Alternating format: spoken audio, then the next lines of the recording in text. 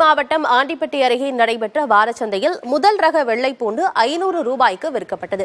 ஆண்டிப்பட்டி பேரூராட்சிக்கு உட்பட்ட சந்தைப்பேட்டை திடல் பகுதியில் வாரந்தோறும் திங்கட்கிழமை வாரச்சந்தை நடைபெறும். இங்கு விற்கப்படும் வெள்ளைப்பூண்டு தற்போது வரலாறு காணாத விலை உயர்வை சந்தித்திருப்பதாக தகவல் வெளியாகியுள்ளது.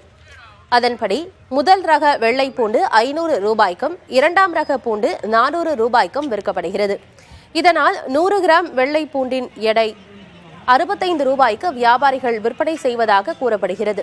இந்நிலையில் வெளிமாநிலங்களிலிருந்து வெள்ளைப்பூண்டு வரத்து அதிகரிக்கும் என்பதால் வரும் நாட்களில் பூண்டின் விலை குறைய வாய்ப்புள்ளதாக வியாபாரிகள் தெரிவித்தனர்.